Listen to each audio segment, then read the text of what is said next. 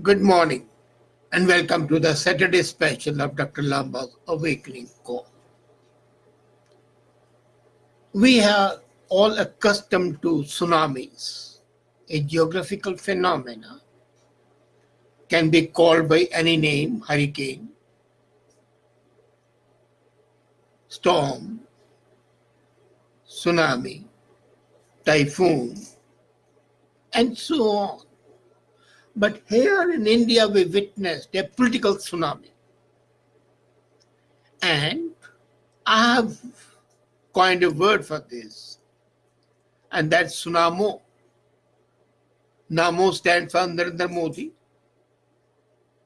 and tsunami is a Narendra Modi tsunami that has hit the political scene in India.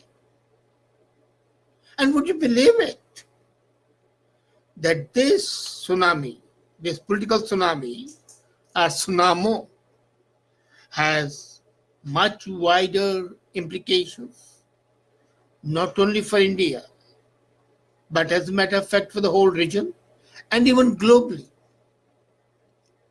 As a matter of fact, the first tweet of Modi was indicated partly, and the tweet read, "Together we grow, together we prosper, together we build a strong, inclusive India.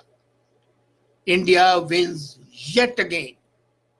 And the next 5 years are going to be built on everything that has been achieved and much more. It looks as if the march of India is going to be unimpeded, unobstructed.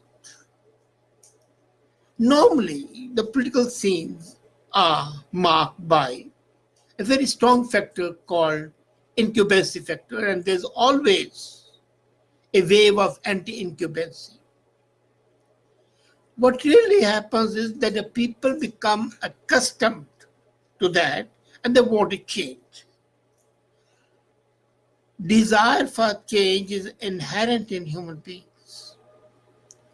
And secondly, in political management, the mistakes, the deficiencies, the shortfalls are always more apparent than the achievements. Achievements are never in the forefront. They're forgotten. And they're not news. When a dog bites a man, it's not a news. When a man bites a dog, it's news. So anything negative would be news. 2014 elections in India, when Modi came into power, were marked by anti-incumbency. And here, 2019, 5 years, the whole human nature changed and became a pro-incumbency and goodbye to the opposition, which is not a happy sign. Let me be very honest with you. A strong democracy requires a strong opposition. And now, for 10 years, right from 2014, for 10 years, we have no leader of opposition. There is no official opposition at all. By courtesy, they had given Congress the statement of leader of opposition, but he was not the leader of opposition, he was the leader of the largest opposition group. You need to have minimum 10% to be designated as official. So out of 543, you need to have 54.3, that's at least 54, and Congress doesn't have that. So what happened? Not only did BJP and its allies win more seats, they also had more share of votes. In 2014, they had 46% votes, and now they have 49.5, almost 50% votes. Now, this is real democracy. When 50% plus are in your favor, that means there is absolutely no reason for anybody to doubt the capability. So 353 are the seats. 303 for BJP itself and with this alike. So it's a thumping majority. Now this shows a structural change in the Indian political scene.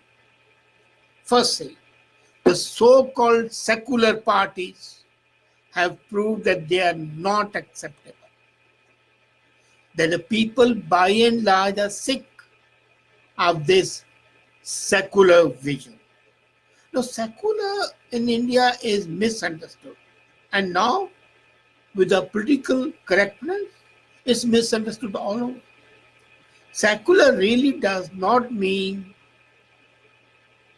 what we have come to say, that is patronizing the minorities. It means equidistance from the church. State should have nothing to do with the religion and they should not favor one. When Manmohan Singh said that the resources of the country are meant for the minority, meaning Muslims, he sent a wave of anger and resentment in the majority community. So, the so-called seculars are out. Second, dynasties are out. No, but then imagine it. Even these so-called secular were not secular. SP in UP was a party of Yadavs. BSP was of Jatavs. So they were not really secular. They were posing to be secular. And then, what happened?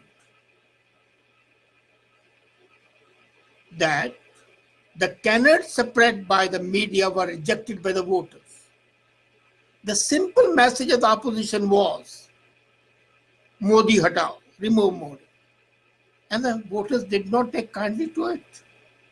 Secondly, the abusive language used by the opposition, calling the Prime Minister a thief without an iota of proof, and later on apologizing to the Supreme Court, was the hallmark of moral degradation of the opposition. Now, coming to this, what do we deduce from the results of election? That's the most important thing. First, voters are primarily interested in getting a clean administration compared to the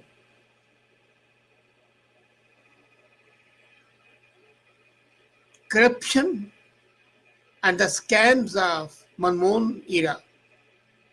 There was not a single scam. And what the opposition was cribbing about, shouting from the rooftops, that Nirav Modi and Vijay Mallya had run away. Actually, they had run away with the money they had defrauded during the Congress regime, during UPA regime. And it was this government which got them arrested and repatriated. So people are, by and large, for clean administration, and which should not only be clean, but should also be visible and clean. Secondly, what the people want, strong economic growth. And we cannot deny that there was a strong economic growth. Thirdly, a secure environment where people are not having to be on the lookout for potential threats which can physically harm India. You don't want to keep looking on the shoulder. And you do not want to keep looking under the table and the chairs for the hidden bags. So these four were the major requirements. Economy, corruption-free, economic growth, and safety. And along with that, there was a clean environment for the necessities of life.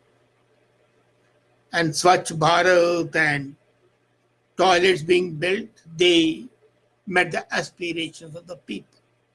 Now, let's see why the sweep was there despite the combination of 22 parties, Mahagathbandhan, who were opposed not to BJP alone but to Modi personally. First was the positive report card, economic pro. It was very clear that what the government of India achieved was unparalleled. All the economists, even those critical of Modi personally, like the economist of England, could not deny that this was the most resurgent economy in the world.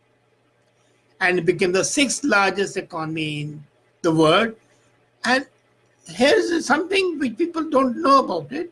This is the second largest economy in the world in the terms of PPP, purchasing power parity. So, this government put the country on track for progress for the next decade. Then it is a clean government, as we have seen. So, what are the bright and dark aspects of the victory? First is that the people are assured of stability. With this vast majority, there is no danger of political fluctuations. The policies can be determined, formulated, and implemented without any favor or fear. And naturally, when there is stability, there is a luminous future. So that is the biggest thing. Secondly, let's not forget that along with economic growth, there is going to be resurgence in the defense spending. And if the decisive actions like the surgical strike after at the Balakot are any indications, India can be comparatively safer during this government. Secondly, notwithstanding the government's achievement of the past, there has been a charge that he has been weakening the institutions more. There is no evidence to that. As a matter of fact, it is after almost 20 years that the Lokpal was appointed, and the Lokpal appointed has the authority even to examine the Prime Minister. Independent, tenure job, once he is appointed, he cannot be removed. For the common people, the benefits would be, apart from the economy, stability, safety, one major factor which people forget, health. The way they are planning is something which can be of extreme interest. Ayushman Bharat. Along with that, the establishment of institutions of higher education on the lines of IIT and AIIMS. These institutions are the need of the hour, and they'll provide that education that the students from abroad would be tempted, and then further enhancing the Indian economy. Another thing that we cannot ignore is law and order. Now, people have been criticizing Adityanath, Yogi Adityanath, for fake encounters. Day before yesterday, the High Court of Punjab and Haryana made a statement in the course of an order. They said, we wish other states follow the example of Yogi, and even if the encounters are there, at least they protect the common man. So that's extremely important. So 23rd of May 2019 is a historical day. And this is what now we are going to see. Let's see. roads, toilets, inclusive banking, health insurance up to 5 lakhs per family, ease of doing business. We know it went from 140 level to 70, and Modi has promised to bring it down to 50. Another thing, India during Nehru's time used to pride itself on non-alignment,